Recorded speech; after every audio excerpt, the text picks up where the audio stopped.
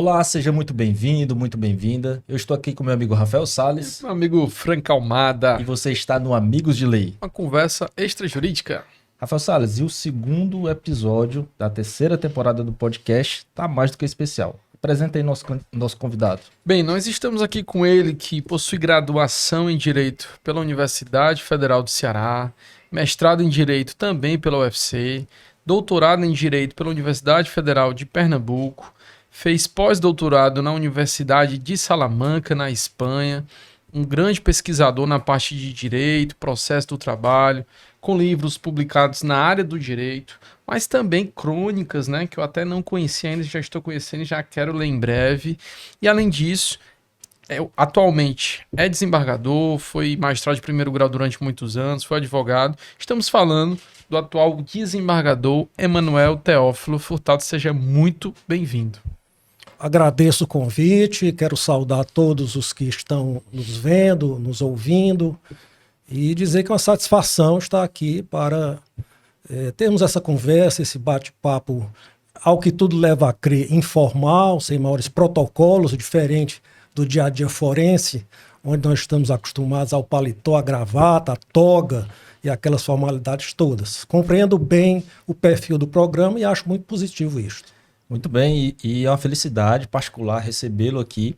E o desembargador já adiantou, nosso papo é esse, informal e mais descomplicado. Aqui nós estamos num ambiente, digamos assim, mais livre, né, do que no tribunal. Vamos tentar deixar o excelência de lado, Rafael, deixar o doutor de lado, mas aqui e acolá não vamos conseguir escapar dele, até pela convivência diária.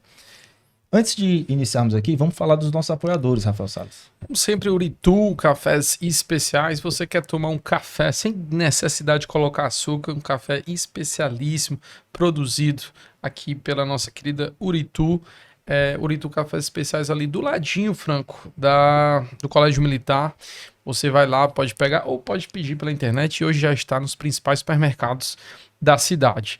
Fala aqui também do Espaço Fateixa, melhor localização em Jeri. Se você quer viajar para Jericoacoara, ficar hospedado pé na areia, em frente ao mar da praia principal de Jeri, por um preço justo, acessível, Espaço Fateixa. Segue eles aí no Instagram, que vocês vão ver que paraíso é ele. Continue aí. Falar também de Bispa Segurança, nossos apoiadores aí de primeira ordem. Desembargador Emanuel, vamos aqui para o começo de tudo, né? Por que o direito já era uma tradição de família? Como é que isso funcionou? Por que o direito e por que, no primeiro momento, a advocacia, né? Eu confesso que fui descobrir que o senhor era advogado já durante uma atuação em sessão no tribunal. Pouca gente, eu acho que sabe dos detalhes disso. E é uma história bem interessante, o advogado da Arquidiocese de Fortaleza, salvo engano. Conte um pouquinho pra gente dessa história, do começo. Pois não. No meu terceiro ano do ensino médio, ao prestar aquela época que se chamava de vestibular, eu fiquei dividido entre a arquitetura, a medicina e o direito. Confesso que tinha simpatia por essas três atividades. Mas, como sempre, gostei de ler, gostei muito de história, sempre esta área me interessava de uma maneira geral, os fatos sociais. Eu entendi que meu pendor maior seria para o direito. E por isso prestei vestibular para a Universidade Federal do Ceará, obtendo êxito no primeiro certame. E a minha primeira atividade como graduado já em Direito foi efetivamente como advogado da Arquidiocese de Fortaleza. Lá havia o chamado Centro de Defesa e Promoção dos Direitos Humanos. Era um setor da Arquidiocese como se fosse uma espécie de defensoria pública. Era uma justiça gratuita para pessoas empobrecidas que não tinham acesso a advogados e que procuravam, então, a Arquidiocese de tal forma que pudessem ser auxiliados. A maioria das ações era de natureza coletiva. Muitas ações de uso capião, de reintegração de posse. E, na época, nós advogávamos tendo no lado contrário empresas de grande porte, de grande capacidade econômica e sob a nossa tutela os empobrecidos, aquelas pessoas mais necessitadas. E eu gosto muito de dizer que uma vez advogado de direitos humanos, essa marca ela não sai de você. Então eu advoguei por 6 anos nos direitos humanos, mas os direitos humanos nunca saíram de mim. E eu acho que isso foi muito marcante, esse meu início de profissão como advogado, porque essa experiência me fez ver o sofrimento dos mais empobrecidos e me deu a sensibilidade para que depois eu viesse a exercer a profissão que exerço até hoje, que é a magistratura. E falando de magistratura, houve também uma passagem na magistratura da Justiça Comum. Conta um pouquinho pra gente como foi que aconteceu e por que que chegou lá, disse, não é aqui que eu quero. Pois que não, aconteceu? Nós estávamos nos preparando para o concurso de juiz do trabalho, né? Era esse o nosso foco, era essa a nossa mentalidade de vir a ser um juiz social, um juiz do trabalho. Nesse interregno, o Tribunal de Justiça do Estado do Ceará abriu o concurso.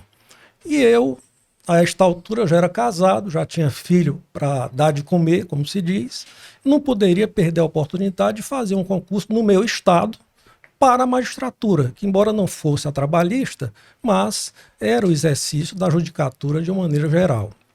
Então me submeti ao certame, tive a felicidade de passar em primeiro lugar, certame bem caudaloso, bem demorado, e pelo fato de ter passado em primeiro lugar, é uma tradição do Tribunal de Justiça, pude escolher a comarca para a qual eu iria, porque os demais colegas foram para comarcas através de sorteio, eu não, eu pude escolher, e escolhi Beberibe pela questão da proximidade com Fortaleza, porque desde essa época eu já tentava conciliar a magistratura com o magistério, que eu trago comigo desde os meus 19 anos de idade, desde os 19 anos que eu sou professor.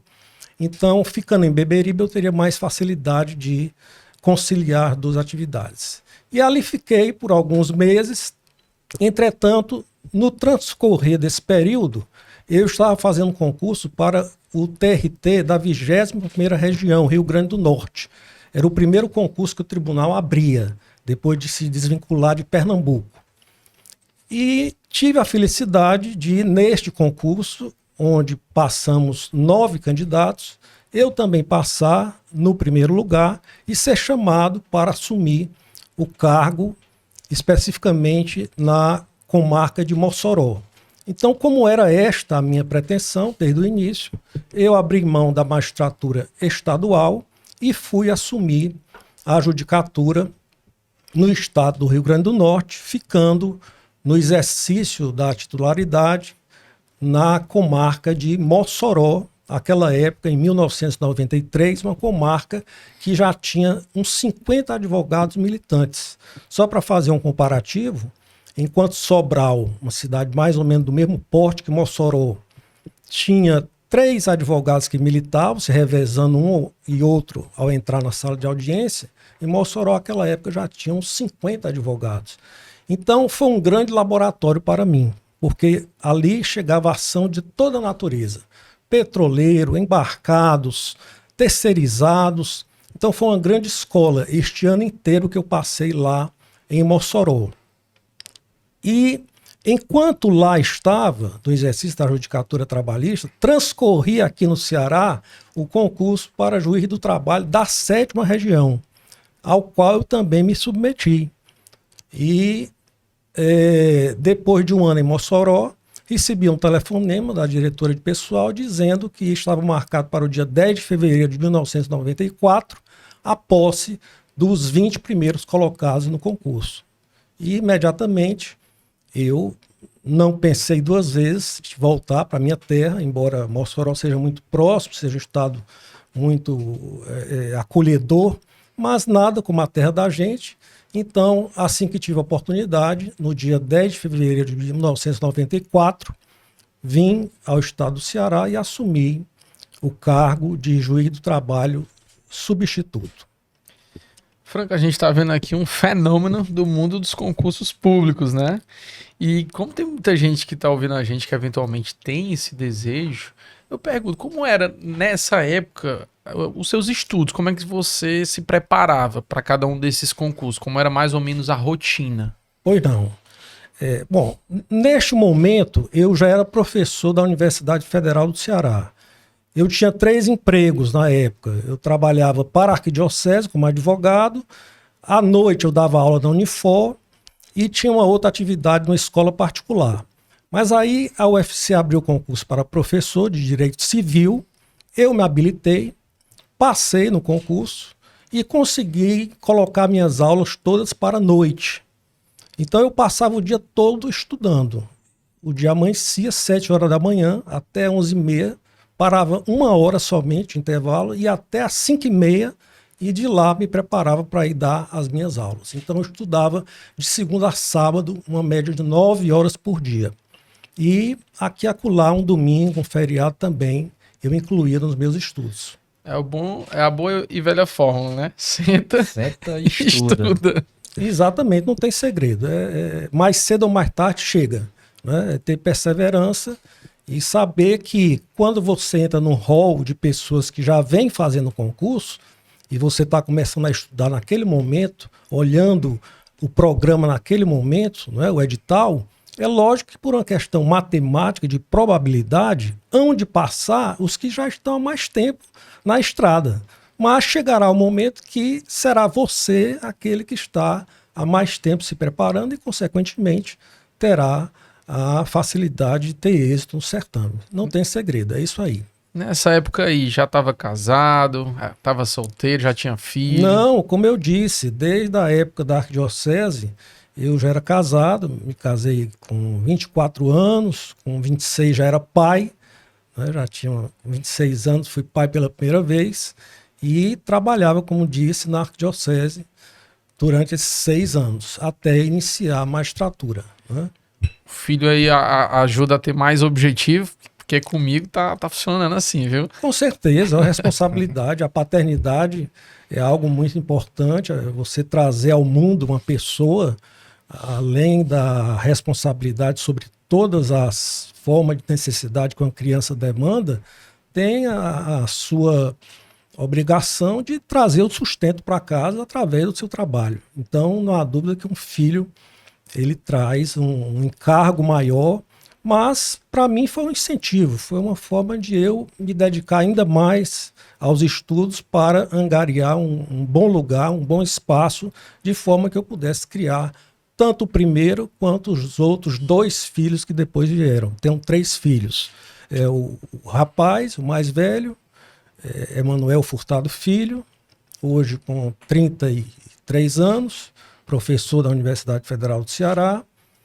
Tenho uma filha médica de 28 anos, Rejane Corrêa Furtado, e o caçula, advogado militante, Gabriel Corrêa Furtado, de 25 anos. Esses são os meus 3 rebentos que tenho com muita alegria e satisfação. Mandar um abraço aqui especial para Manuel Filho, que é meu companheiro de confrade, na verdade, né, de confraria. Estamos sempre tomando um vinho, discutindo obras clássicas, e o Emanuel é um grande conhecedor, e sempre no final da noite ele nos brinda com o piano, né? O Emanuel toca muito bem, e é sempre uma alegria quando a gente se reúne.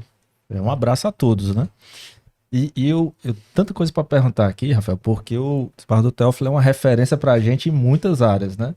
É uma pessoa que fala muito bem do direito, fora do direito. Quem já leu esse livro aqui, Crônicas Cônicas, viu que ele já falou até do vestido da noiva do príncipe Harry, Meghan Markle. E também temas também mais focados na justiça do trabalho. Mas tô pontuando algumas questões aqui. Curiosidade, né? Que o senhor acabou de dizer que começou o magistério com 19 anos. Era professor de? Era de colégio de ensino médio, e tinha até a 8ª série, era um colégio de freira, e eu ensinava formação humana, né? Ligado mais à formação humana e social. Lá eu passei uns 3 anos, depois mudei para outra escola de maior porte.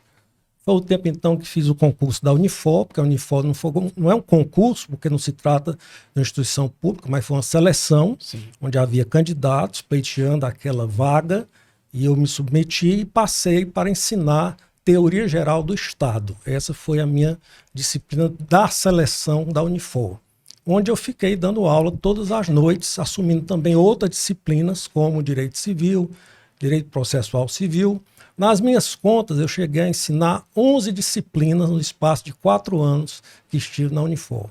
É muita coisa. Voltando um pouco para o universo do concurso público, eu queria perguntar a questão da expectativa-realidade, né?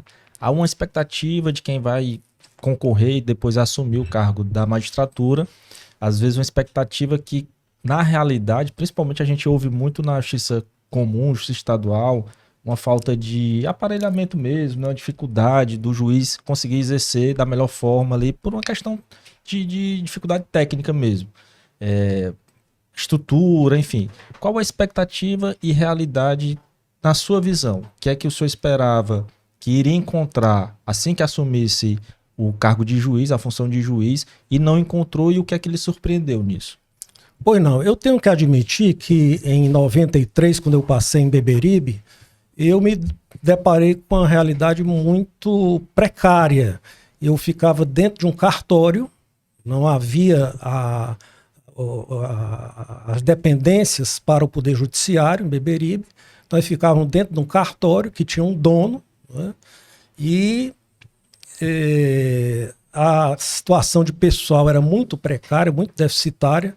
Me lembro bem que cheguei a dar uma liminar no mandado de segurança, uma ação civil coletiva de preservação do meio ambiente, mais especificamente a Lagoa do Uruaú.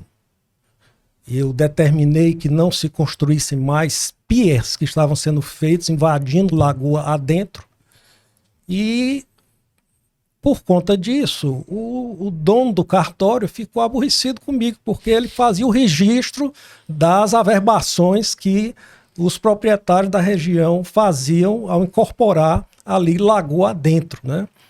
E eu numa situação muito delicada, porque não havia o espaço físico para o juiz ficava dentro do cartório daquele que, desse dia em diante, passou a ficar me olhando de canto de olho, porque ia perder dinheiro com as averbações que deixariam de ser feitas, né?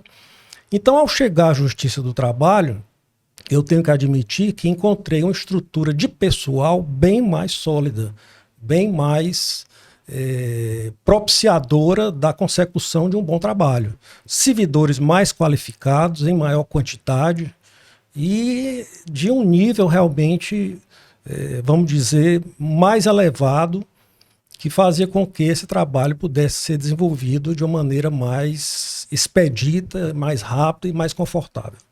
Desembargador, e o que olhando aqui para aquele público que quer fazer o concurso específico para a magistratura, o que é que essa pessoa ela tem que se perguntar e se responder antes de realmente assumir um concurso desse? A primeira colocação que eu faria é a questão da sensibilidade, né? A palavra sentença vem do sentir, né? Então, quem sente é porque tem sentimento. E para ser magistrado, tem que haver um mínimo de sensibilidade, principalmente na realidade que nós vivemos hoje, de uma sociedade desigual, de uma sociedade discriminadora, de uma sociedade que está bem longe ainda de ser uma sociedade igualitária, embora nós já tenhamos evoluído bastante e tenhamos já melhorado em muitos aspectos. Mas o ponto inicial é o da sensibilidade. Não se pode ser um magistrado sem ter um mínimo de sensibilidade com o outro, com aquele que vai buscar a justiça, com aquele que vai buscar a última resposta do Estado que está no judiciário. E quem dá a última resposta é o magistrado. Portanto, a sensibilidade tem que estar presente. A outra questão fundamental é a boa formação. Eu tenho certeza que os advogados que militam, seja no foro estadual, trabalhista ou federal, esperam deparar-se com magistrados preparados, com magistrados que demonstrem que têm um conteúdo humanístico e jurídico para devolver o que lhes é pedido através da prestação jurisdicional. E essa formação ela só vem com estudo e um estudo contínuo. O magistrado ele não pode parar de estudar. O momento do estudo do magistrado não é só aquele para passar no concurso. Esse aí é o pontapé inicial.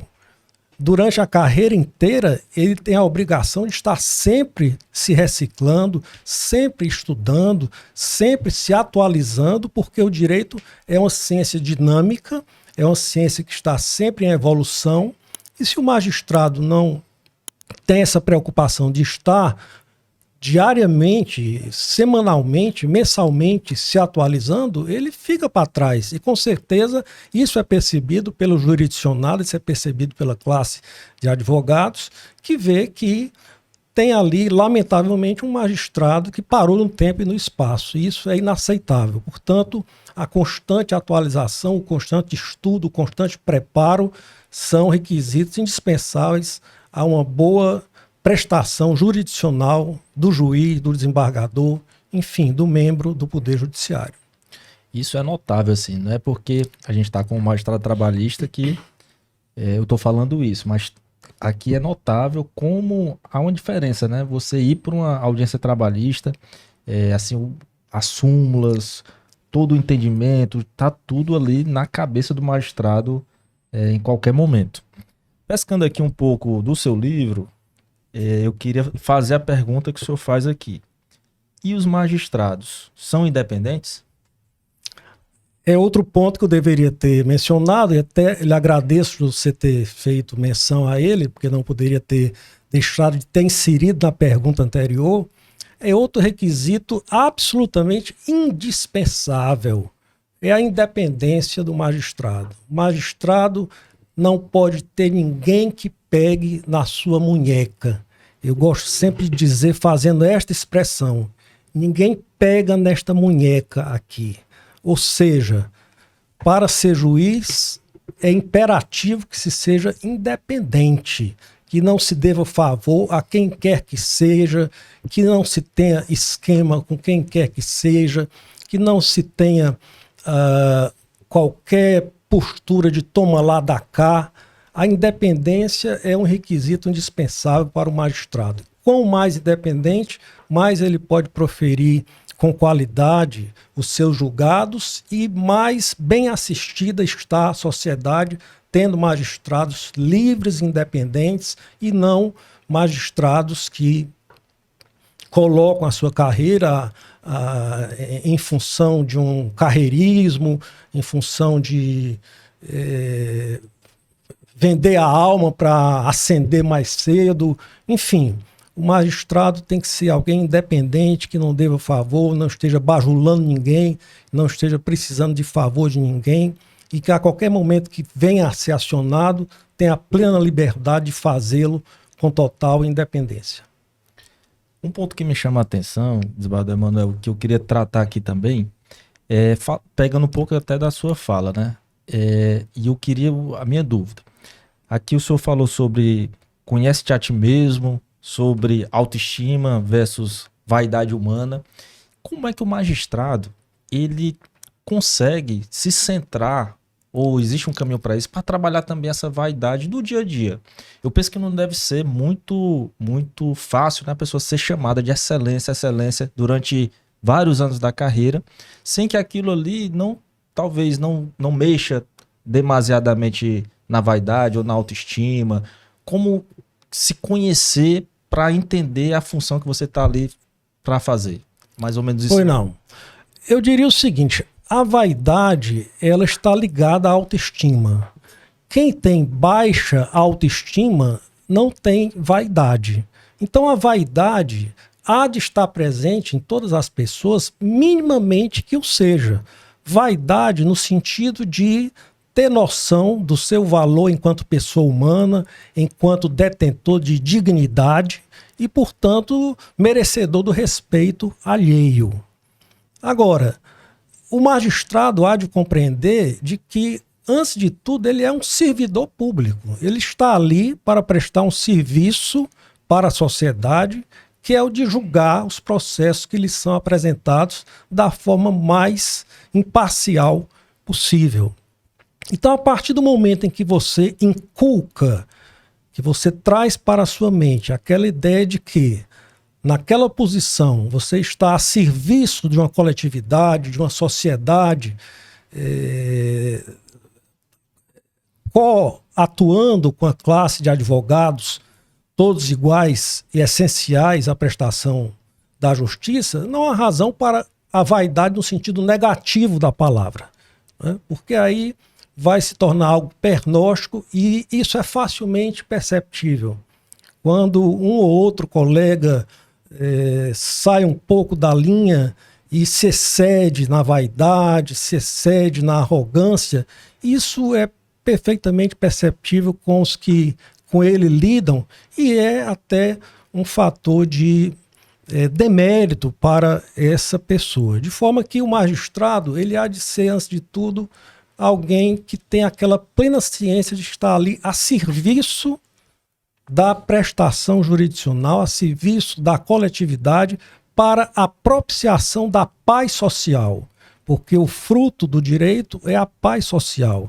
E é do trabalho do magistrado que essa paz social pode vir à baila, de tal sorte que aquele que perca uma ação possa sair dos corredores daquela vara ou daquela sessão do tribunal dizendo: eu perdi, mas eu vi que aqui foi feito justiça. Portanto, eu estou conformado, estou resignado, porque esse magistrado, essa magistrada agiu da melhor forma possível e realmente era para ser esse o resultado. Ou seja, mesmo perdendo, sabendo que está nas mãos de um bom magistrado, ele se resigna e aceita aquela decisão. Ademais, nós temos aí, desde a Revolução Francesa, princípios que norteiam a atividade do magistrado, dentre eles o da publicidade. Mirabeau, na Revolução Francesa, dizia o seguinte, na literalidade da língua francesa: Donnez-moi le juge que vous voulez, partial, corrupt, mon ennemi, n'importe pas s'il y a la publicité. Traduzindo ao pé da letra: dá-me o juiz que quiseres, parcial, corrupto, meu inimigo. Nada disso importa se houver a publicidade dos atos processuais. Então o magistrado, ele trabalha com atos públicos, com atos abertos, com atos de portas escancaradas. As audiências podem ser assistidas por quem bem queira assistir. As sessões do tribunal, seja nas turmas, nas especializadas, no pleno, são públicas, são abertas. Então a publicidade advinda da Revolução Francesa é uma das grandes conquistas da humanidade, porque antes havia o juiz que era o próprio acusador e ele mesmo era o julgador. Ele ia julgar na função de parquet e de juiz da causa. Que imparcialidade poderia ter, né? Até que então veio o princípio do contraditório e trouxe o juiz à posição de julgador e cabendo a outras partes fazer a acusação, fazer a defesa e assim por diante. Então a publicidade, ela serve, dentre outras coisas, como já mencionado, também para que, sabendo que está sendo observado, o magistrado controle e administre qualquer sombra de vaidade no sentido negativo da palavra, sabendo ele que é um ser humano, falho, passível de erros, mas que está ali para fazer o melhor trabalho possível a bem da sociedade. Frank, eu queria comentar 2 pontos, né? Para quem está aqui do outro lado, né? Os advogados.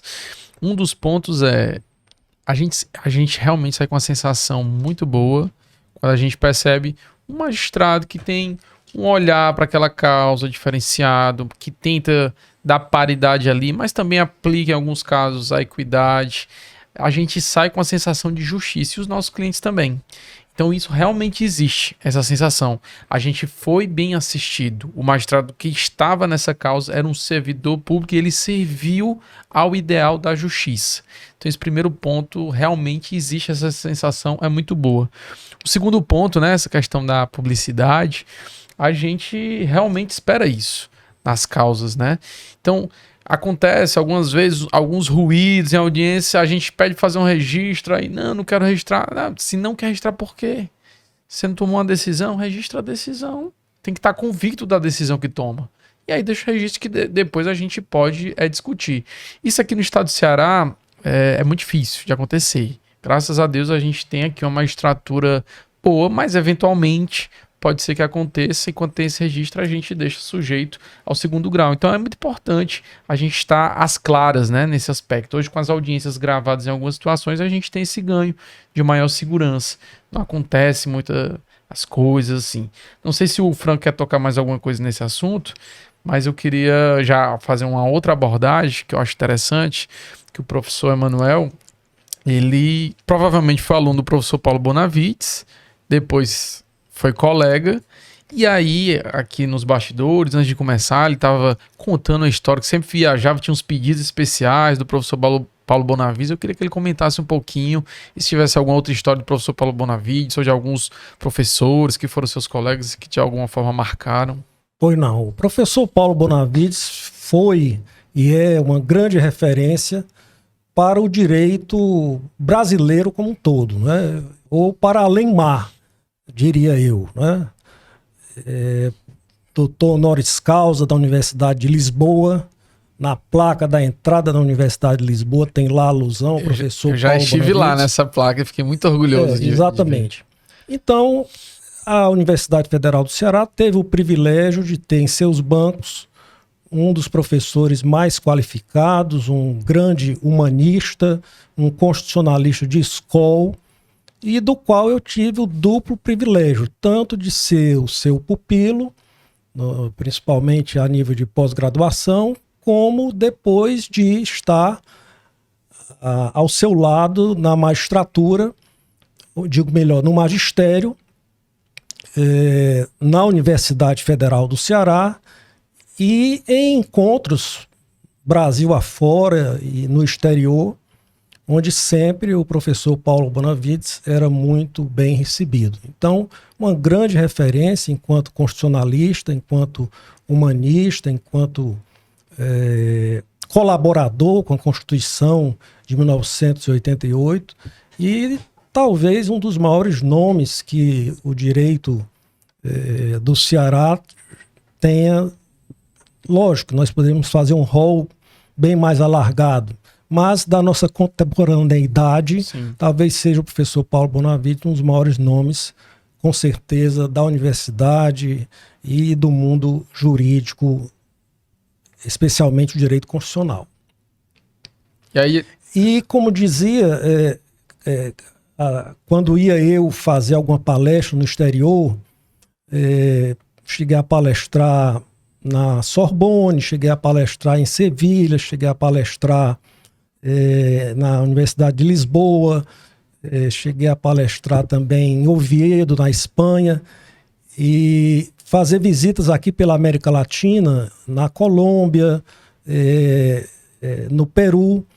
E em todas essas minhas viagens que eu ia pelo programa de pós-graduação da universidade, fazendo palestras que eu fazia questão de proferi-las na língua mãe de cada país. Se eu ia falar na Sorbonne, eu fazia questão de falar em francês, em homenagem ao povo lá que estava naquele país. Se eu ia palestrar na Espanha, fazia questão de palestrar na língua espanhola para prestigiar o povo, como fiz em Oviedo, em Sevilha, e assim por diante. Então, sempre o professor Paulo me pediu uma encomenda. Ele dizia: olha, você está indo lá para Colômbia, eu tenho lá um amigo na Universidade de Los Andes, leve esse livro meu para ele, diga que eu estou enviando e mande um grande abraço. E eu, com todo gosto, me dirigi à universidade, se não para dar uma palestra, mas para ter um encontro, tomar um café com esse professor e levar a encomenda do professor Paulo Bonavides. Fiz isso, como já disse, em universidades da Europa, mas também aqui na Colômbia, também no Peru, na Universidade de São Marcos, que é uma das universidades mais antigas da América, juntamente com a de Santo Domingo, foram as duas primeiras criadas aqui nas Américas, a de Santo Domingo e a de São Marcos, no Peru. Nessas duas universidades também levei encomendas do professor saudoso Paulo Bonavides, professor de todos nós. Muito legal.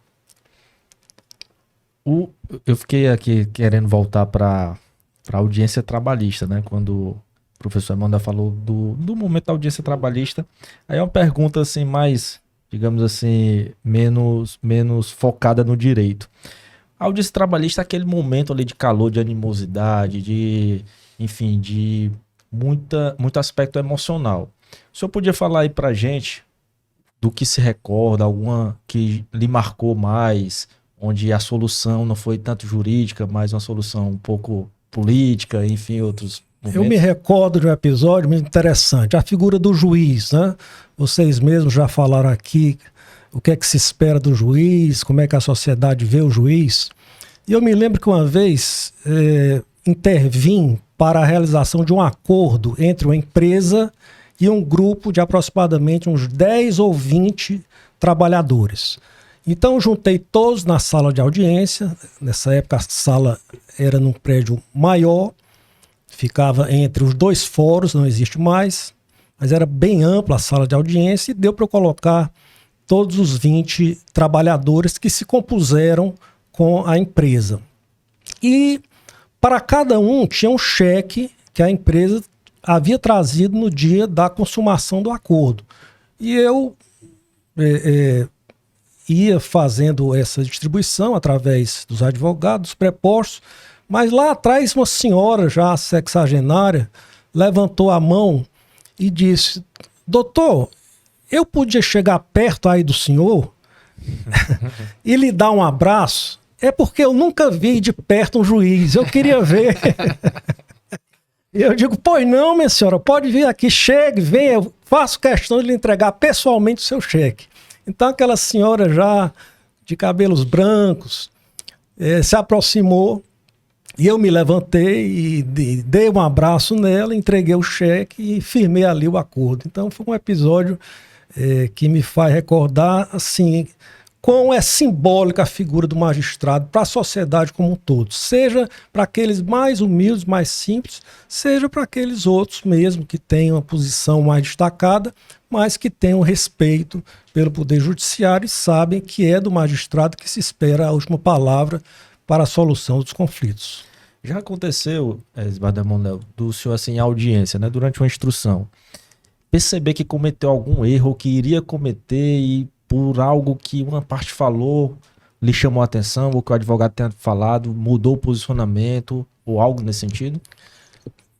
Eu me recordo do seguinte episódio, que na verdade é até uma estratégia processual.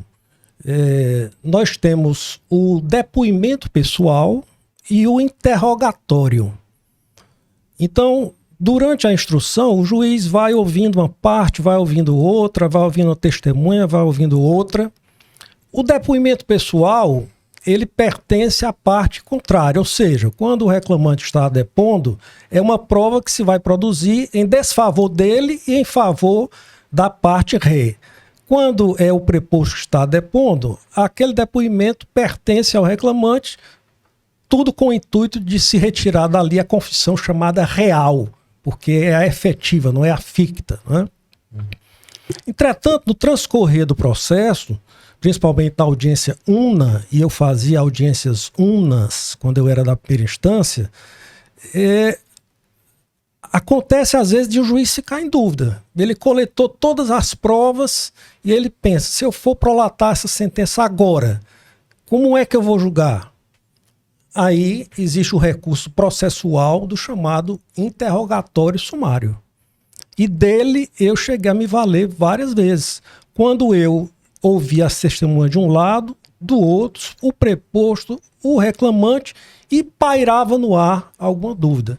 Então, para arrematar, eu fazia o chamado interrogatório sumário, que é uma prova do juiz, que é o coordenador do processo. Ali não é uma prova nem do reclamante nem do reclamado, é do próprio coordenador do processo, que é o juiz, com o objetivo de esclarecer, de tirar todas as dúvidas que porventura ainda existam para que ele possa proferir uma justa sentença. Interessante isso, né? Porque no nosso dia a dia, né, Rafael, o cliente, ele, no mais das vezes, ele quer falar, né, em audiência. Mal sabe ele que, num depoimento pessoal, ele só pode, digamos assim, se prejudicar no sentido de entrar, talvez, em alguma contradição e a prova da confissão real ser para o outro lado, né? E essa sensação de falar, aí a pergunta, né? Como juiz, às vezes as pessoas querem falar e o juiz está ali para ouvir, para, de uma certa forma, trabalhar também essa ansiedade. Como é no dia a dia a administração disso? Na primeira instância, há um privilégio para o julgador, porque existe a fase conciliatória que é obrigatória. O juiz tem 2 momentos em que ele é obrigado a propor às partes o acordo: antes do recebimento da contestação e terminada a instrução processual. Então, nesse momento da conciliação, é o momento em que o juiz tem para deixar com que a parte manifeste, explicite, fale, abra o seu coração para aquele julgador que está diante dela.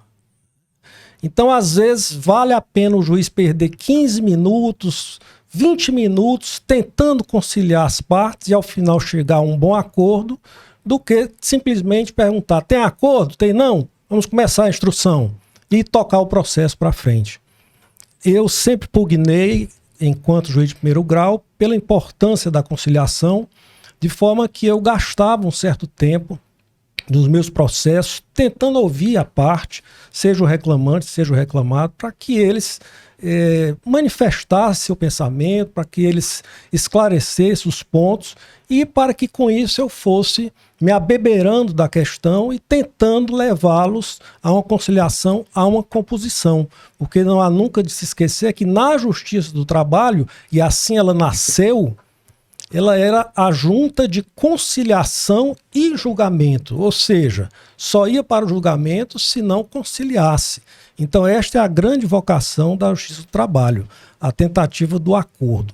Então penso eu que o momento mais oportuno da oitiva da parte é nessa fase pré-instrutória, que é a fase de conciliação, onde então as partes podem mais à vontade manifestarem seus pensamentos, suas ideias e o relato dos fatos de que são conhecedoras. Bardô, e na sua visão, de onde é que o magistrado deve tirar ou de onde ele deve estudar essas ferramentas para aplicar nessa conciliação?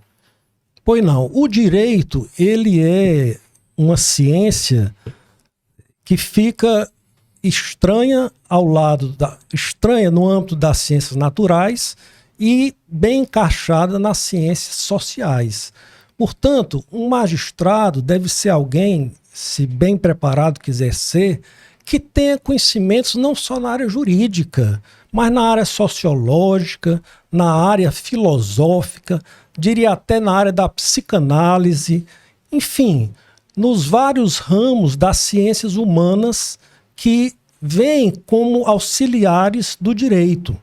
Porque não se pode aplicar o direito limpo e seco. Atrás do direito existe uma pessoa humana que tem alma, que tem sentir, né? E que tem, portanto, essas necessidades todas. De sorte que um magistrado bem preparado é aquele que tem conhecimentos profundos de direito, mas pelo menos razoáveis das ciências sociais.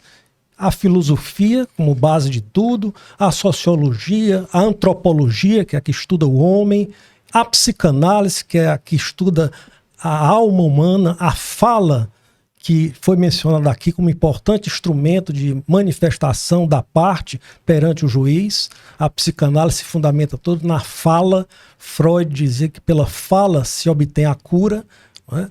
Então, todos esses conhecimentos paralelos devem fazer parte do arsenal de que deve se valer um bom magistrado para exercer com profundidade, segurança e justeza a sua judicatura.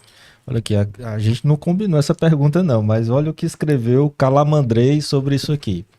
Seria para desejar que na preparação profissional dos magistrados se desse largo relevo aos estudos experimentais de psicologia do testemunho e que para as promoções, antes da sapiência com a qual o juiz sabe ler nos códigos impressos, se considerasse condição de preferência a paciente investigação mediante a qual sabe decifrar as escondidas criptografias do coração das testemunhas.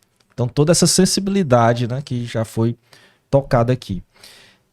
Vou falar? Franco, saindo um pouquinho também dessa questão mais jurídica, eu colhi aqui nos bastidores não, né? As pesquisas que a gente fez sobre o desembargador Emanuel, que um dos hobbies preferidos dele é ler, que ele ama ler, que adora ler.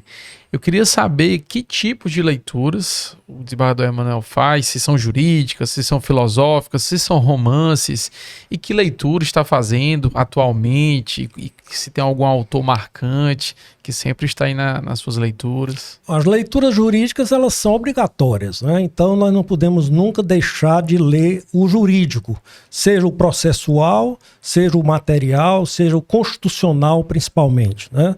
O juiz há de ser um juiz constitucionalista antes de tudo, porque a Constituição é a lei maior e é dela que emana tudo mais para a aplicação do direito.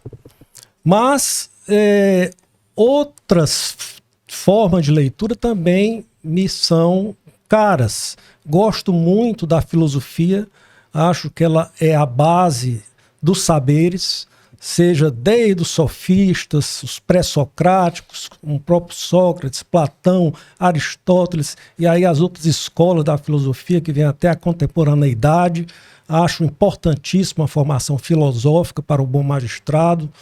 E também a literatura. Me recordo aqui do já aposentado ministro Marco Aurélio Mendes de Faria Melo, que dizia que o magistrado, o advogado, deve ser um leitor de romances, porque no romance você descobre a alma humana naqueles personagens, que nada mais são do que a criação do autor baseado em fatos que ele viu do dia a dia, né? Então a literatura mundial dos grandes autores, Dostoiévski, os que me ocorrem aqui no momento, Shakespeare e tantos outros que eu poderia citar, eles desnudam a alma humana, né? Então, um magistrado que tem essa formação literária, que busca na boa literatura, que os grandes autores internacionais, mas também os nossos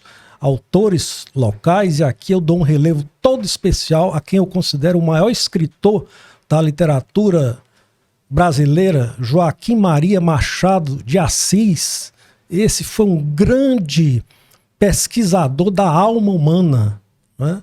Então, a leitura da tríade de Machado de Assis, Dom Casmurro, Memórias Póstumas de Brás Cubas e Quincas Borba, dentre outros tantos romances dele, qualificam o seu leitor para que tenha uma visão do ser humano, da condição humana, das vicissitudes, mas também das virtudes.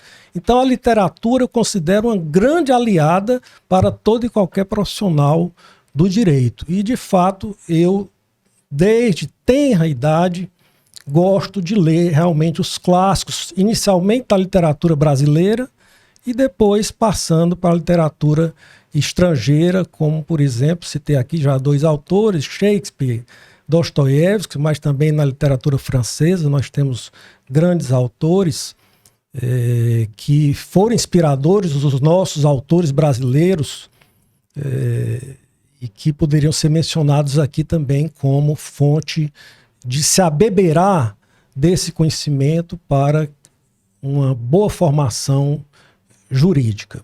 Então, de fato, é um dos meus hobbies, sempre gostei de ler desde pequeno, e mantenho este hábito.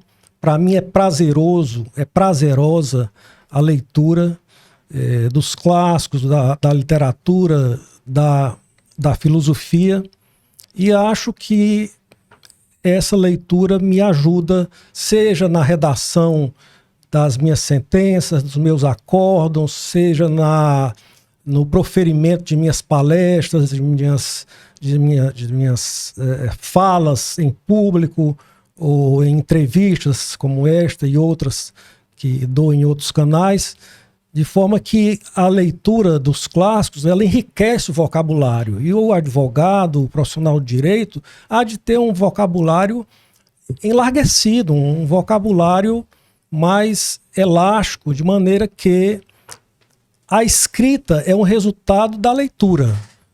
Quanto mais alargada é a gama de leitura, mais facilmente vem a escrita. A escrita é o resultado da leitura.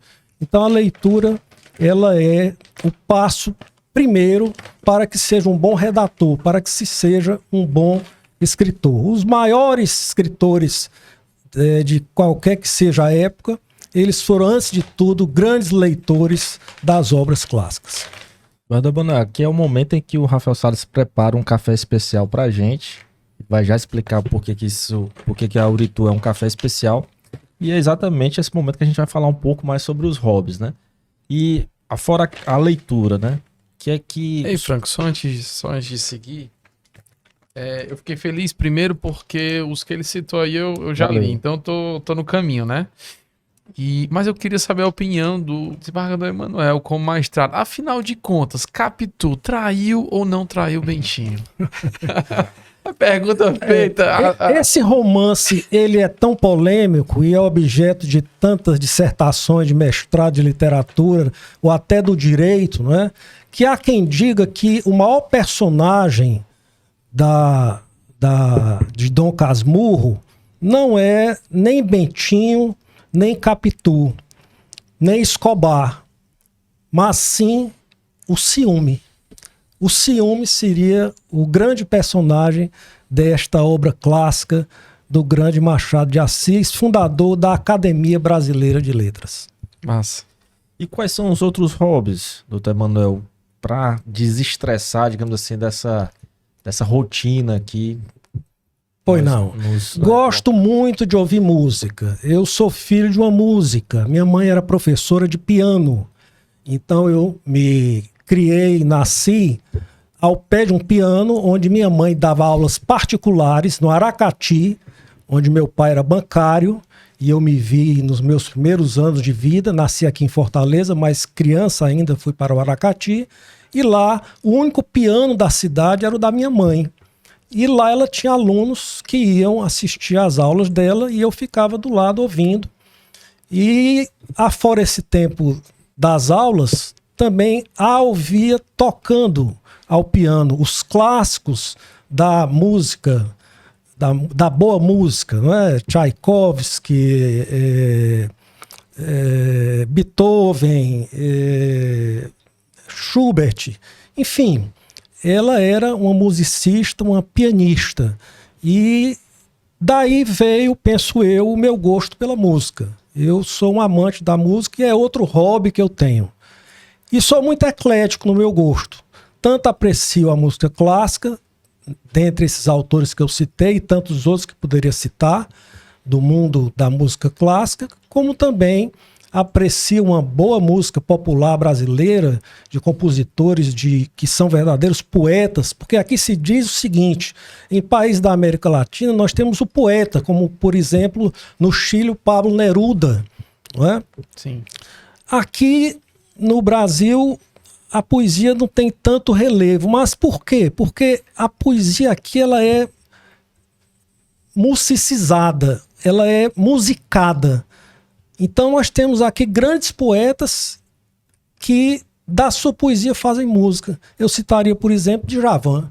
Djavan é um poeta, não é?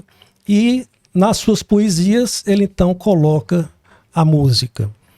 Chico Buarque de Holanda, que para mim é a maior referência como compositor da música popular brasileira e sempre perto dos movimentos que pugnaram pela liberdade do povo brasileiro, sempre do lado das lutas mais legítimas do povo brasileiro, nas diretas já e em outros momentos.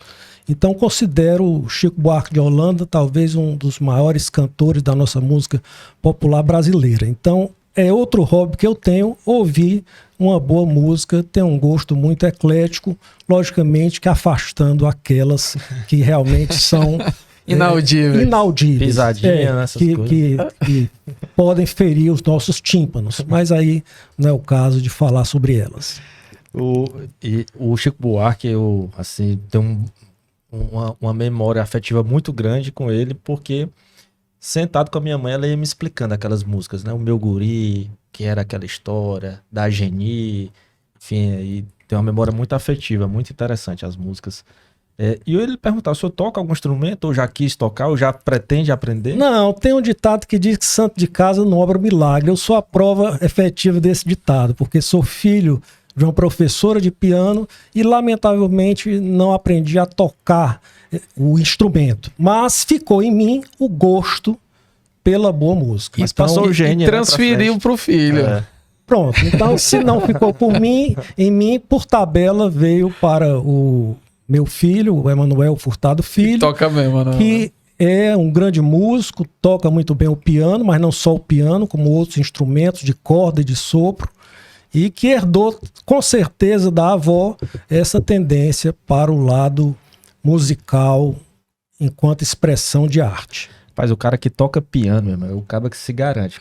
Toca qualquer outra coisa com mais facilidade. É o rei dos instrumentos, né? O piano é o rei dos instrumentos, não há dúvida. Toma um cafezinho, Desbardo. Pois não.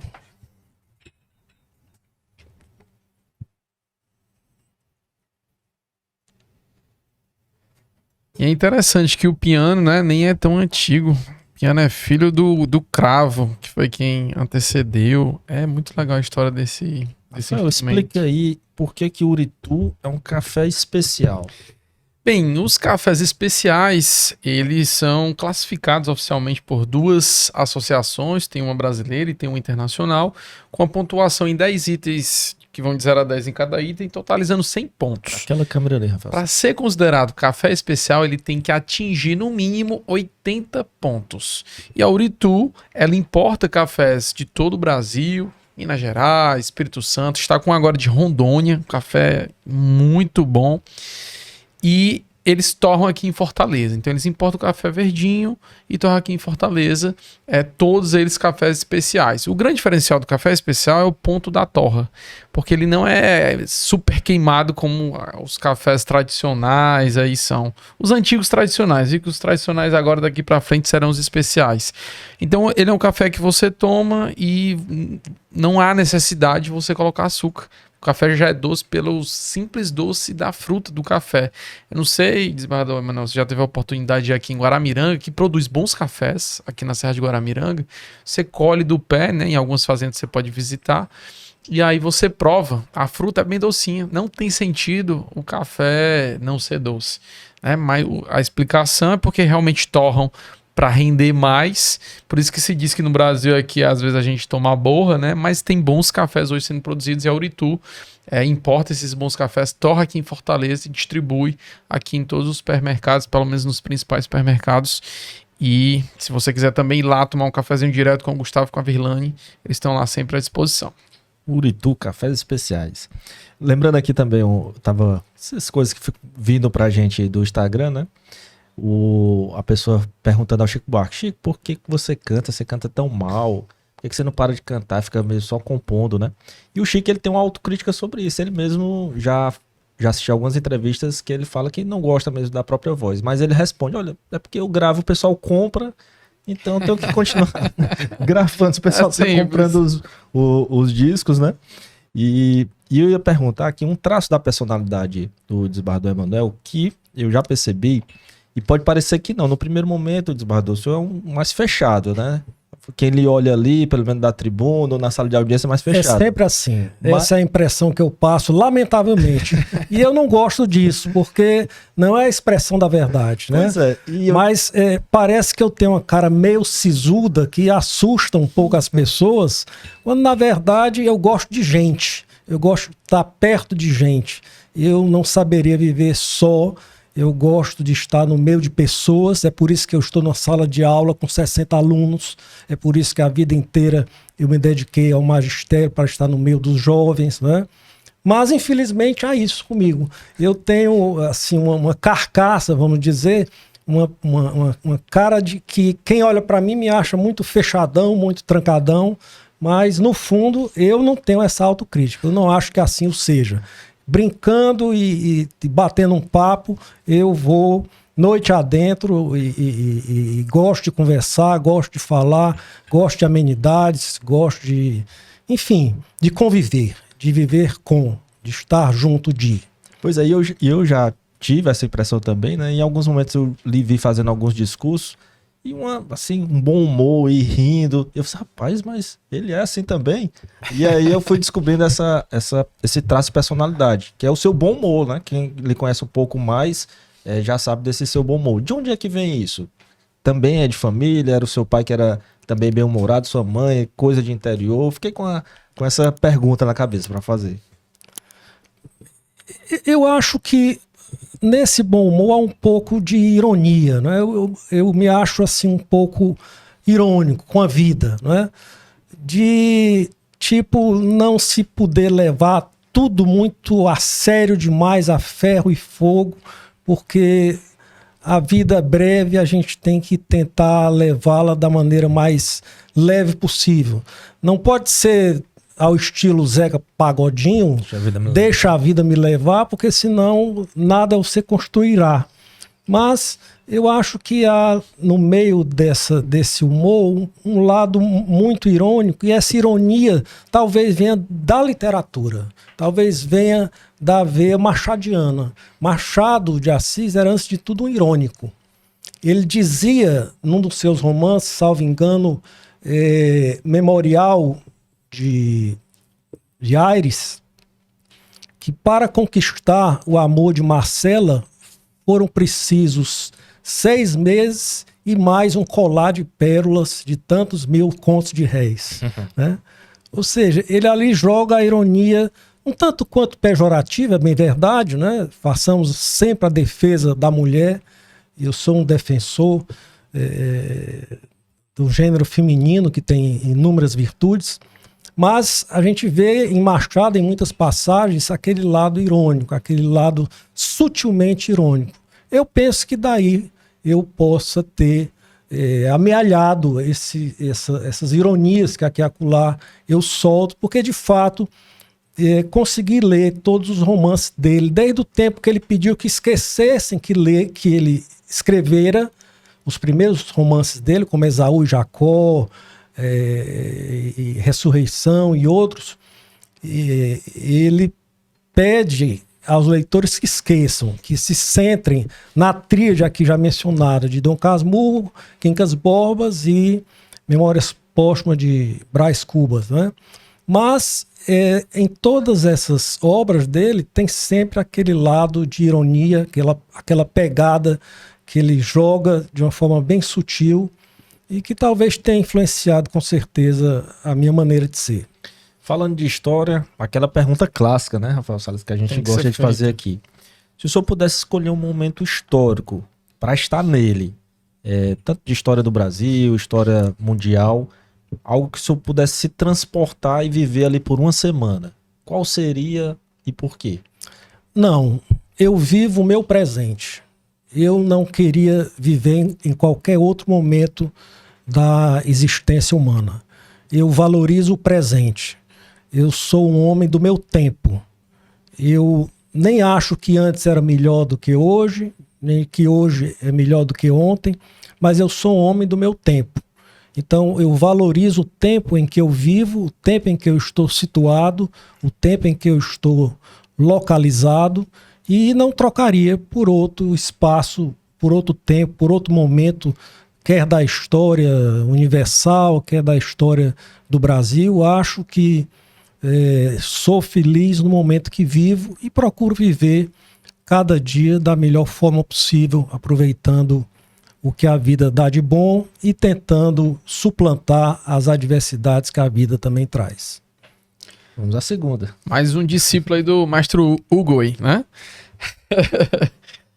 Os fãs de Kung Fu Panda, que o Mestre Hugo é o mestre do Kung Fu Panda, e ele diz, olha, o presente é uma dádiva, aproveitemos o presente. Aí teve um outro convidado que deu a mesma resposta e a gente fez esse comentário.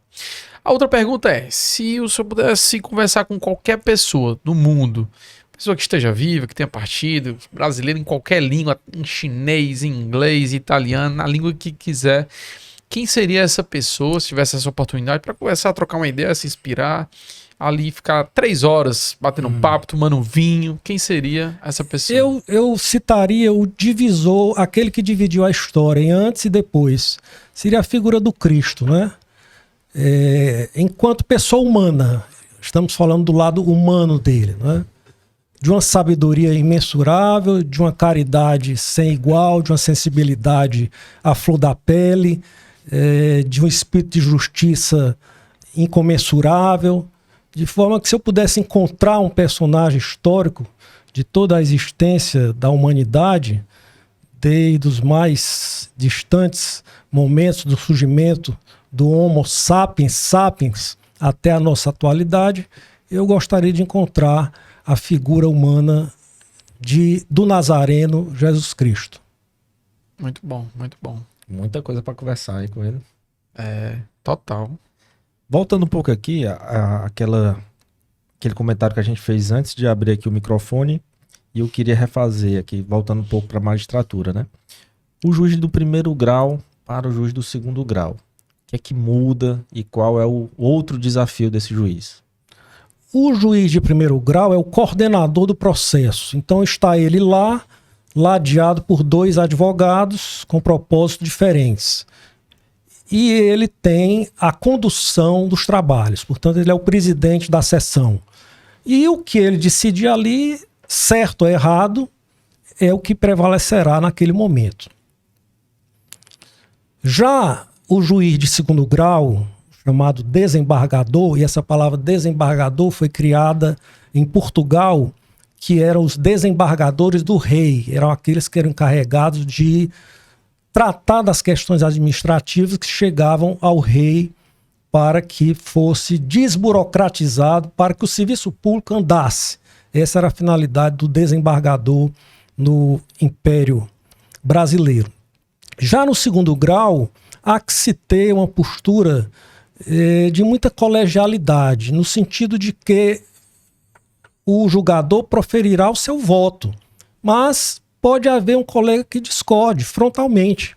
E essa discordância pode conter uma carga de sabedoria maior do que aquela que o primeiro desembargador trouxe para a discussão.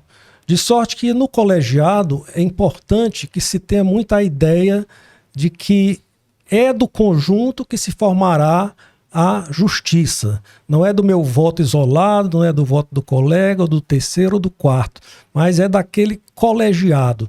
Então, perde-se um pouco aquela autonomia, aquele excesso de poder que há na primeira instância, somente o magistrado e a sala de audiência, dando lugar a uma troca de conhecimentos que cada desembargador traz com o seu voto.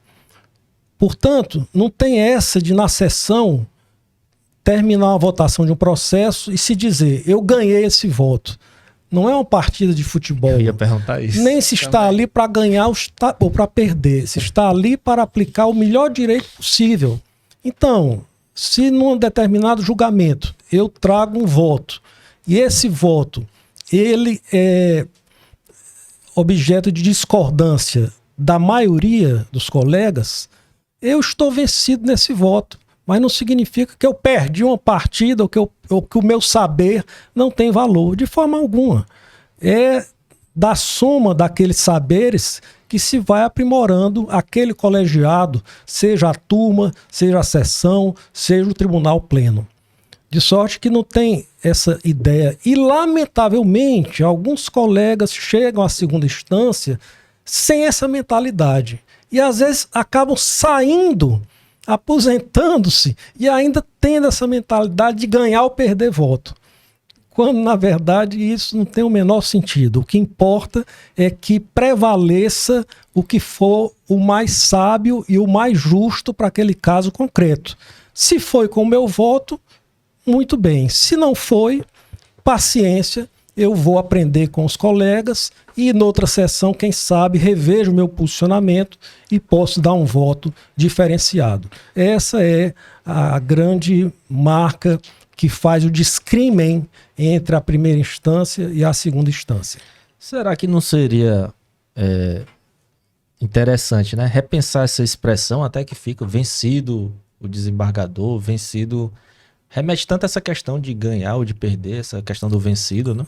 é algo a ser refletido, com certeza. Prevalente, talvez resolveria. É uma colocação muito oportuna de se pensar realmente nos órgãos colegiados o uso dessa expressão vencido, né? Porque a ideia de vencer ou ganhar gera exatamente a ideia de disputa. E ali ninguém está disputando nada. É um colegiado que tem o mesmo propósito, distribuir a justiça.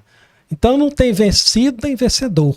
Né? Tem participantes de um julgamento onde os votos de algum podem prevalecer sobre os de outro e ser o resultado final daquele colegiado, seja turma, sessão ou pleno. Então, realmente, a sua colocação é muito oportuna, porque talvez a mudança da expressão fosse mais feliz, empregada nos dispositivos dos acórdãos dos mais diversos colegiados do Poder Judiciário. Fazendo uma reflexão sobre esse tema, não em órgãos jurisdicionais, mas eu e o Franco já participamos de órgãos da OAB em que a gente tem que julgar algumas situações, né?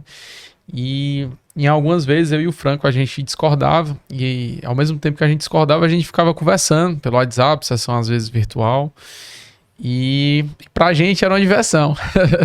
Tipo assim, a gente trazer os argumentos e tentar convencer ali os colegas, né, dos nossos argumentos, mas com muito respeito, e quando a gente não era o prevalente, também não tinha problema nenhum, depois a gente saía normal. Mas já teve a situação também inversa, em algumas vezes eu puxei divergência e colegas que ficaram extremamente chateados comigo porque foram vencidos. E tem sentido essa questão, é como o desembargador Emanuel está falando, a gente está ali analisando a situação e querendo levar o melhor possível para aquele caso que foi trazido para a gente apreciar. Sem dúvida. Tem uma outra expressão que eu evito usar, mas antes de depois alguém falar, eu vi uma petição sua que tinha essa expressão. Lógico que a gente não tem um controle total, né, de todas as petições, mas eu evito usar o tal do juiz de piso, né?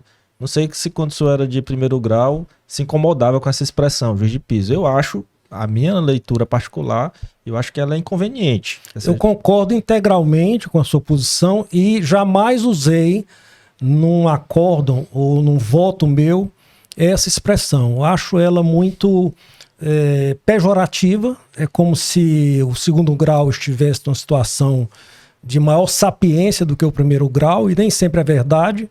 Às vezes a sentença de primeiro grau aplicou melhor o direito do que a reforma que foi feita na segunda instância, de sorte que eu acho uma expressão infeliz.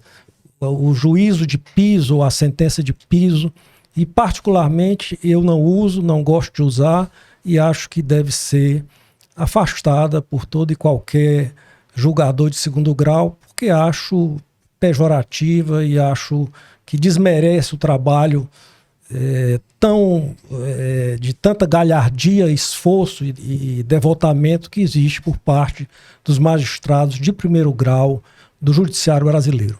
E aí um juiz, eu estava lendo um despacho do juiz se referindo a isso, né, que o desembargador tinha colocado o juiz de piso. Aí ele falou assim, então, porque o juiz de parede, se eu sou o juiz de piso, é o juiz de parede, tem um juiz de teto, e ele utilizou a ironia, né, no despacho dele, mandando cumprir o acordo do juiz de parede, que seria o tribunal. Mas tem essas expressões. Uma crítica que eu faço aqui também ao sistema, né, mas voltado mais ao que a gente vê no TRT, né, e eu queria a sua consideração, se possível.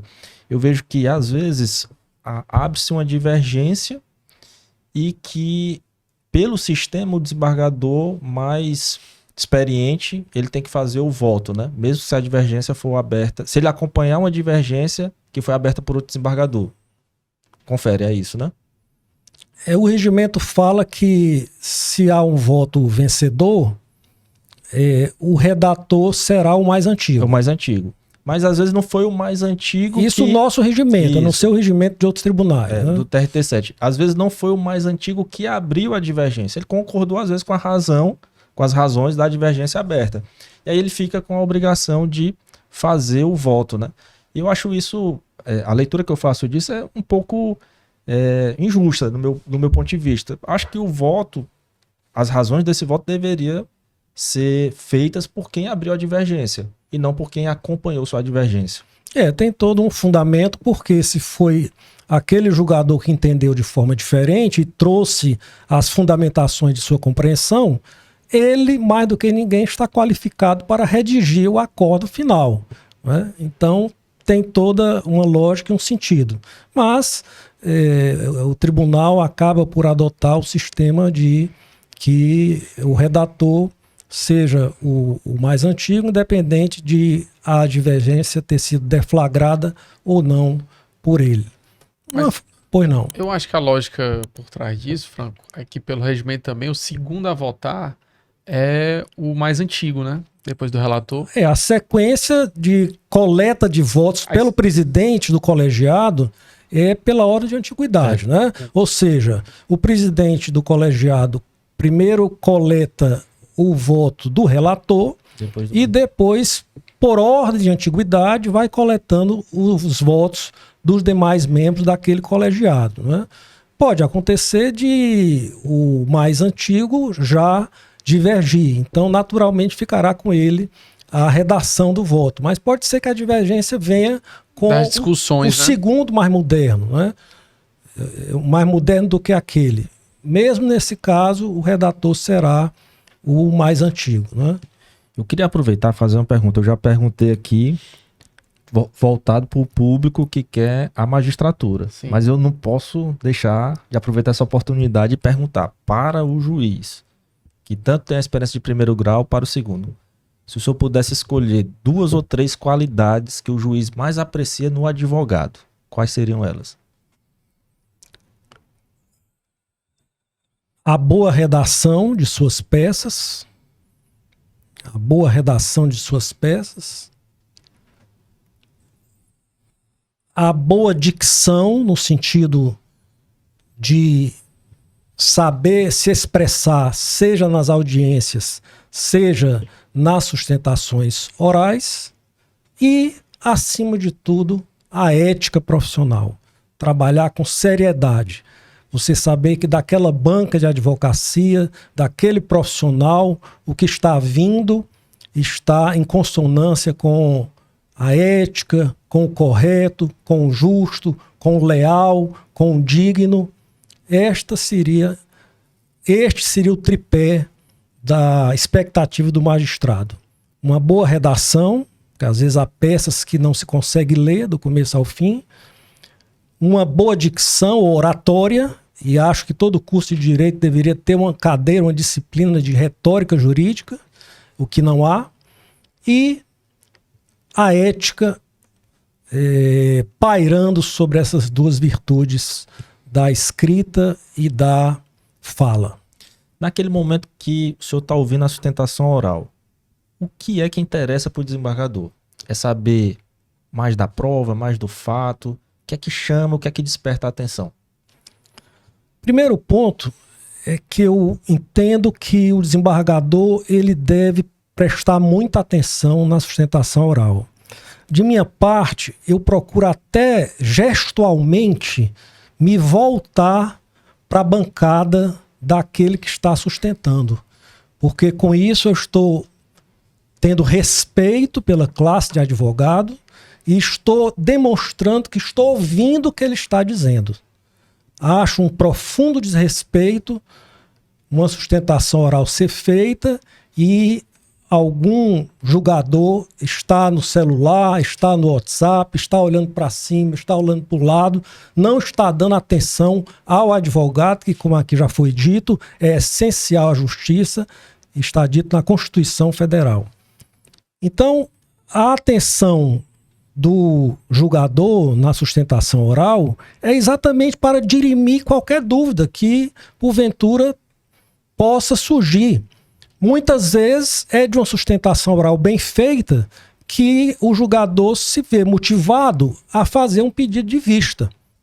Ele vinha trazendo para a sessão um voto no sentido contrário ao que é sustentado pelo advogado, mas diante daquela sustentação tão hercúlea, tão bem embasada, tão convincente, tão bem fundamentada, ele pensa 2 vezes para e reflete. Será que eu estarei fazendo justiça, me acomodando com esse voto que já está pronto e acabado, ou eu devo refletir melhor sobre esse caso, pedindo vista e reexaminando em gabinete para que possa dar o melhor julgamento para esse caso concreto? Isso só será possível se o julgador prestar atenção na sustentação oral. Se ele não presta atenção, nada vai mudar do que ele já traz pronto e acabado para a sessão feita em gabinete, que são os votos previamente elaborados. Entendo que a sustentação oral tem um papel muito importante e que os advogados devem valorizar, porque muitas vezes é na sustentação oral que o julgador reflete mais na calma e pode alterar seu julgamento em busca da aplicação da melhor justiça. E eu aproveito aqui para fazer um registro, até um registro histórico, viu? Certa vez, hoje o desembargador Emanuel é presidente da segunda turma. Certa vez ele presidia a primeira turma e eu fiz uma sustentação lá, abordando algumas questões que eu não vou tratar aqui, mas especificamente falando que seria interessante, àquela altura, o regimento do TRT previa 10 minutos para sustentação.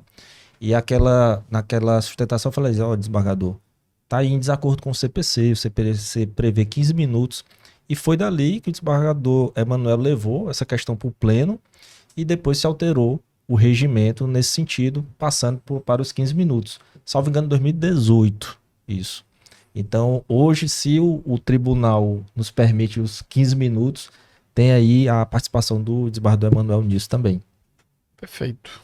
Desembargador Emanuel, estamos realmente nos encaminhando aqui para a reta final e nesse momento é que o senhor pode ficar à vontade para mandar aquela mensagem final aí para os nossos ouvintes, nossos telespectadores. A gente falou muito aqui no TRT, no regimento, nas audiências, e eu fico no contentamento de ver o nosso TRT crescendo. Nós que somos o 7º regional e por muitos anos tivemos apenas 8 desembargadores na composição do nosso pleno. Foi então que na gestão do desembargador Antônio Carlos Chaves Antero, eu era juiz de primeiro grau e o procurei e disse, desembargador, vamos aumentar nosso tribunal já merece uma compleição maior. E ele me perguntou, você faz um projeto? Eu respondi, faço, se o problema for fazer o projeto, eu lhe entrego com uma semana. E em uma semana eu sentei, elaborei 200 laudas escritas, fazendo um comparativo do nosso regional com os regionais de Pernambuco, do Pará, que tem a mesma época e que tinham um número de julgadores muito maiores. Aprovamos aqui no tribunal da 7ª região o aumento do número de cargos. Depois foi para o TST. Lá no TST fizemos um trabalho, estive lá com o então presidente e corregedor, que deu parecer favorável ao aumento. Depois o processo passou para o CNJ, onde houve outro parecer do CNJ. E finalmente foi para o parlamento, onde também fizemos um trabalho corpo a corpo com os parlamentares, mostrando que o Ceará já merecia um tribunal de maior compleição, e diante desse trabalho que começou com a escrita de um projeto até o trabalho no legislativo, nós conseguimos aumentar de 8 para 14 a composição do nosso Tribunal Regional do Trabalho da 7ª região. Excelente. Então eu trago assim na minha história de modesta contribuição para o 7º regional, esse trabalho que não foi feito sozinho por mim, é bem verdade, seria impossível que eu o fizesse sozinho, muitos intervieram e entraram no meio do caminho, ou mais para o fim, para fazer valer esse nosso pleito, mas o fato é que conseguimos dar uma compleição maior ao nosso regional, que hoje conta com 14 desembargadores. Digo mais, ainda é pequeno para o número de processos que tem chegado ao 2º grau. Acho que o nosso 7º regional já merecia uma composição maior, bem como uma quantidade maior de servidores nos gabinetes dos desembargadores, porque o gargalo está ficando na 2ª instância do TRT da 7ª região. Então, quem sabe, essa nova geração, como eu fiz naquela época, há 20 anos, possa tomar à frente a ideia de um novo projeto que aumente o número de cargos de desembargadores e de servidores para a segunda instância, sem esquecer nunca da primeira instância, que é a base de tudo, que é por onde tudo começa e que tem que ter sempre uma estrutura sólida e eficaz para receber a porta de entrada da reclamação trabalhista, que é o foro, no nosso caso, o foro Outra Nunes e Dom Helder Câmara. Eu já ia pedir para o senhor fazer outro projeto desse aí, que já tá... se já tiver salvo esse, for mais fácil, né? Já promete ajudar, né? Os fatos mudaram muito lá para cá, então há outros argumentos e tem essa moçada nova que está em condição de tomar a frente disso aí. Eu acho que se buscar o mesmo estudo aí, fazer o mesmo comparativo com esses outros regionais, eu acho que eles continuam maiores, viu? Continuam maiores, com certeza. Pernambuco é a 6ª região, tem mais do que nós somos a 7ª. O Pará é a 8ª região, tem mais do que nós somos a 7ª, e por aí vai, né? Eu gostaria de deixar registrado aqui 2 situações, tá? Primeiro, que eu sou testemunho ocular desse trabalho, realmente, o Bardal falou do trabalho hercúleo da sustentação. Além disso, eu acho o trabalho hercúleo dos desembargadores, que tem que analisar tantos processos, né?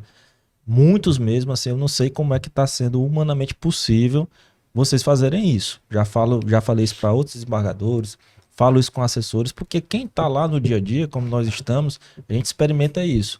Acho que já é passada a hora de aumentar a quantidade de desembargadores, de servidores. Agora, salvo engano, nós estamos com a deficiência de pelo menos 7 magistrados no primeiro grau, né? Então, varas aí sem juízes substitutos. Eu devo lhe apartar para dizer o seguinte: agora, esta semana, o desembargador Francisco José Gomes da Silva protocolou um PROAD, processo administrativo, para o presidente do tribunal, desembargador Duval César de Vasconcelos Maia, assinado por nós outros desembargadores, pelo menos eu também assinei, pedindo o aumento de mais 2 cargos para cada um dos gabinetes, para dar vazão à quantidade de processos que está chegando ao 2º grau. E com certeza, com a sensibilidade e visão geral que o desembargador e presidente Duval César de Vasconcelos Maia tem, acatará de bom grado esse pedido agilizado pelo desembargador Francisco José Gomes e cuidará desse alargamento, dessa melhor estrutura para o 2º grau trabalhista, que só faz com que todos ganhemos, jurisdicionados, advogados, enfim, magistrados e toda a comunidade jurídica que busca a justiça do trabalho. E aí, ao lado disso, é uma cobrança excessiva, no meu ponto de vista, do CNJ, por meta, por prazo, por tudo, e criou-se uma verdadeira lenda urbana que a celeridade, ela interessa para a parte ou para o advogado. E eu, como advogado, eu acredito que o Rafael também corrobore isso. Eu, como advogado que representa as partes, eu digo, sem sombra de dúvida, celeridade desacompanhada da efetividade para a gente não tem o menor interesse. A gente prefere muito mais que o processo tenha uma demora natural de 1 mês, 2 meses, 3 meses, 6 meses a mais, o que seja, mas que seja lido, que seja sim ou não nos detalhes, né? O não, como o senhor falou lá atrás, a sentença improcedente, o acordo improcedente, mas que a gente sabe, esse acordo foi revisado, foi lido, o desembargador está sabendo realmente o que é que está acontecendo ali, para a gente interessa muito mais do que um processo célere desacompanhado disso, né? E só é possível fazer isso com a compatibilidade humana para trabalhar, né? Não há dúvida. Desembargador Emanuel, eu acho que esse bate-papo aqui o tempo ficou curto, né? Para tanto que a gente conversou e tanto que a gente poderia conversar mais. E agradeço mais uma vez aqui a sua presença. O senhor que é uma referência para mim como magistrado, como professor. É muito bom estar aqui, foi muito bom esse bate-papo hoje. Eu que agradeço, parabenizo pela iniciativa vitoriosa de ambos, que tem tido uma repercussão grande em todos os meios jurídicos. Espero que o programa tenha cada vez mais sucesso e estamos sempre à disposição, sempre que convidados formos, para vir aqui dar a nossa modesta colaboração. Muito obrigado. Bom, você que acompanhou até agora, vamos falar aqui dos nossos apoiadores, Mispa Segurança, ao Espaço Fateixa e Uritu Cafés Especiais. Você esteve aqui em mais um Amigos de Lei.